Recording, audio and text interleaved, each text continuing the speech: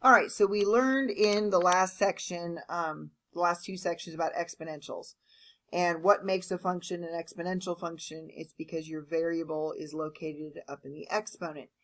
So everything is fine and dandy, so let's just do a couple things. If I've got 2 to the 4th, which is 2 times 2 times 2 times 2, okay, that gives me 16.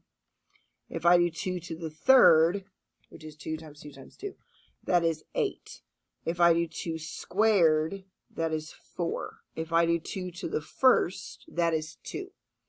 If I do 2 to the 0 power, remember any number to the 0 power is 1, it's not 0. Okay, so how did I move from here to here? How did I move from here to here? How did I keep moving? So all I did was divide by 2.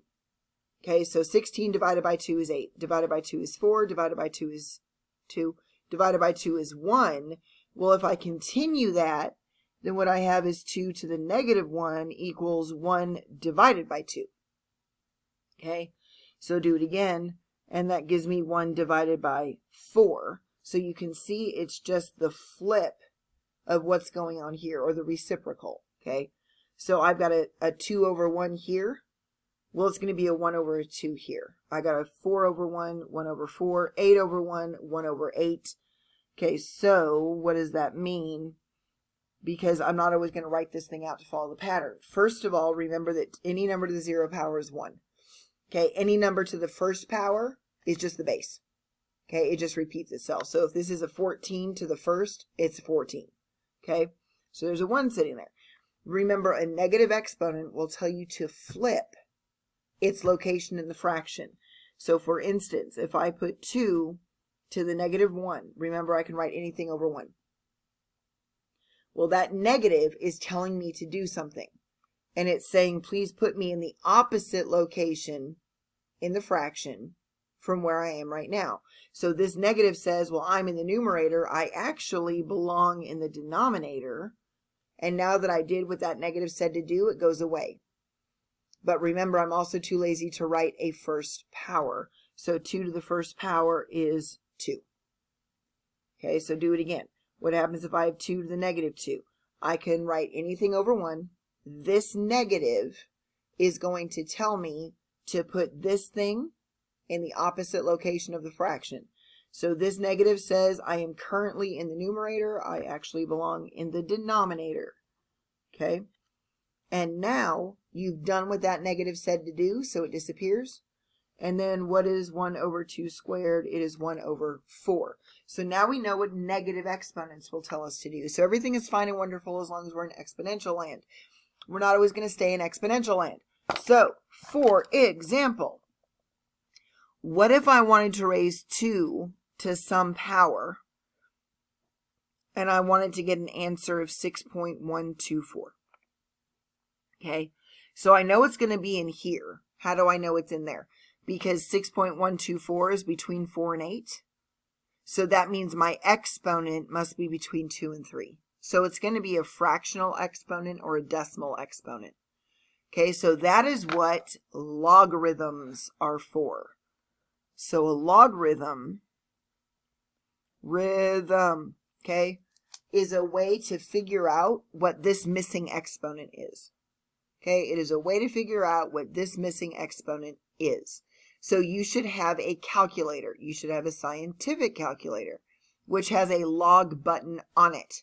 Okay, so now that we know that, we're going to go forward. We're going to just practice back and forth for a few minutes.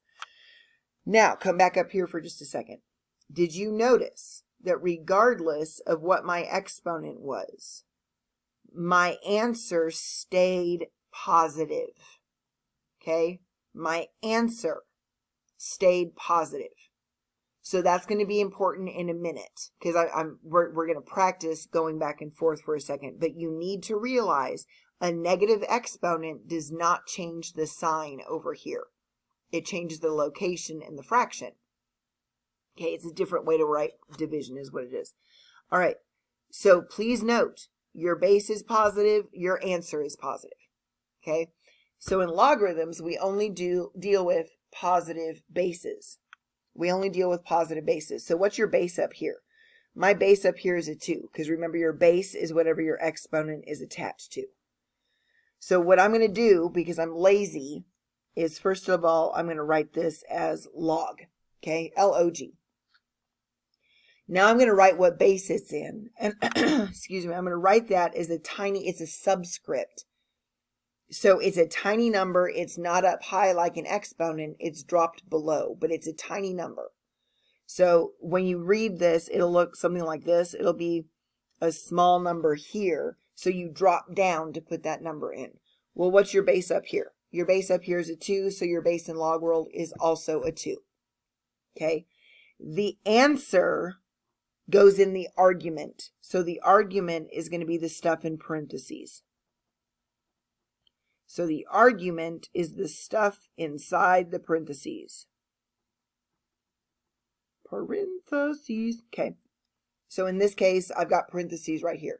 Well, the answer up here is the argument down here. So what answer am I looking for? I am looking for 6.124. Okay, so the base is the base. The answer is the argument. So notice the A sound. The answer is the argument. And it equals, notice the E sound, it equals the exponent. It equals the exponent. So in this case, it's going to be an X. Okay, so what I've just done is I've taken this 2 to the X power equals 6.124.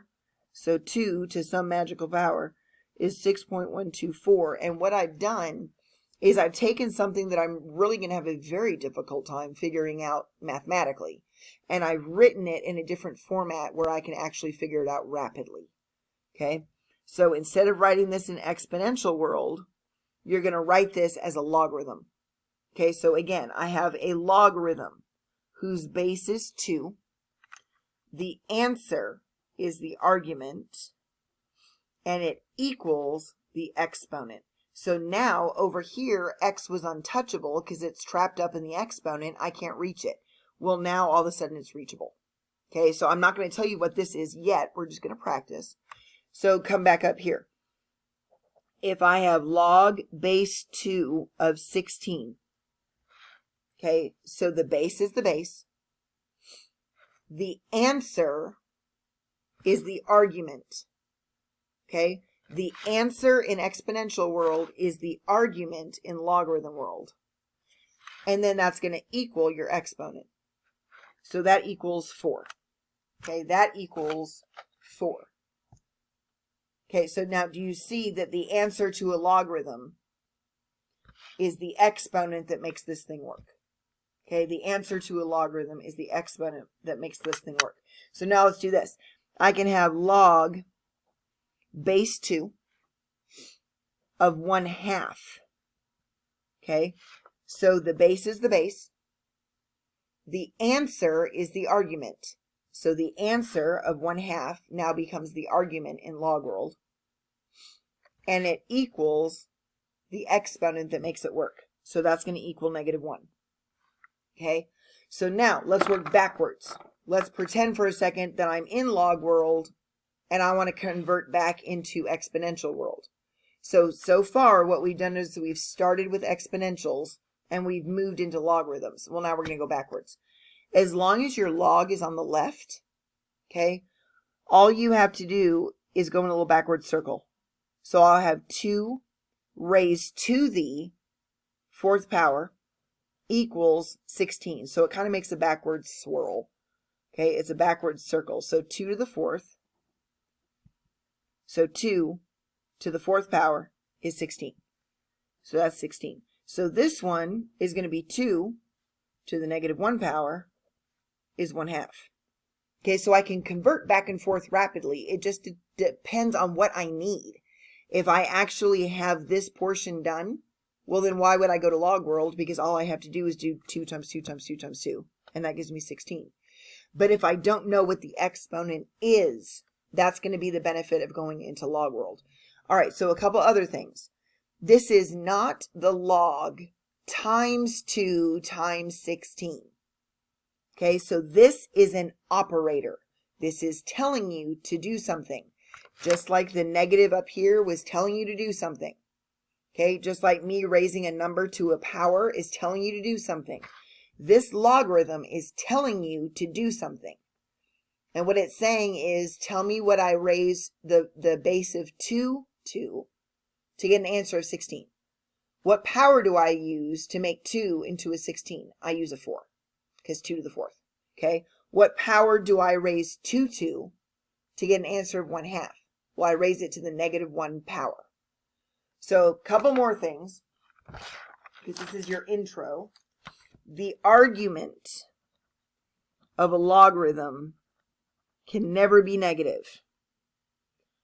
Can never be negative. Now, we have a way around that in upper level math. We just slap absolute values on there and it makes everything positive, so everything's great. However, go back to here. Remember, we're only dealing with positive bases. So regardless of the exponent I raise it to, it will yield a positive number. If the answer is the argument, the answer must be positive. The answer must be positive. So when I'm in log world, okay, I'll have the log of this thing. This has got to be positive. It must be positive. And then that's going to equal some number, okay? So another thing is that argument can never be 0. Okay, so the argument can never be negative. The argument can never be 0. So let's go back to our little list. The little list says, if my base is 2, what power are you going to raise it to get 0 for an answer? That exponent tells you how many times to use it as a factor. So even if I say, well, I'm not going to use it as a factor and I'll get 1 for an answer, it is impossible to change a base into a 0. It is impossible to change a base into a 0. So what does that mean in log world? In log world, that means your argument, or the stuff in parentheses, can never be 0, because remember, that's the answer to an exponential. So this thing in the parentheses can never be negative. This thing in parentheses can never be 0. That is the law. That is untouchable. It will never change. Okay. Next thing, we have bases. You can have an infinite number of bases. Okay, I could have base 3. So I would have 3 to the 3rd is 27. I would have 3 squared is 9. I could have 3 to the 1st is 3. 3 to 0 is 1. And I could keep going. I could have a base of 5. I could have a base of 75 million. I could have a base of 27.2. Okay, there's an infinite number of bases. So just like when we don't write things, like if I have a square root, okay, it is implied that there's a little 2 sitting there. So if we use something the most often, we're not going to write it. So here's what I'm saying. I did not write a base right here. Okay, as soon as you acknowledge that, you need to understand that you are in base 10. Okay, so there's a little 10 down here that I'm too lazy to write. So how do you remember that? An L and an O, if I print, looks suspiciously like a 10. So if your base is missing, okay, if your base is missing, it is implied to be 10. Now, what is this? Okay, I keep saying K, sorry. All right, so if I have, remember you can set anything equal to X. I don't have a variable over here, so look, it equals X. Now, I don't know what that is. So I'm going to change it back into exponential so you can see what's going on. Well, I need a base first. If my base isn't written, it's going to be a 10. Now, as soon as I got a log equal to something else, I can change it to exponential. So 10 raised to some power is going to be 100. Well, what do I do to a 10 to get to 100? I square it. I square it. So 10 to the x is the same thing as 10 squared. Well, your 10s match. So what does x have to be? X has to be 2. So come back up here. That's a 2.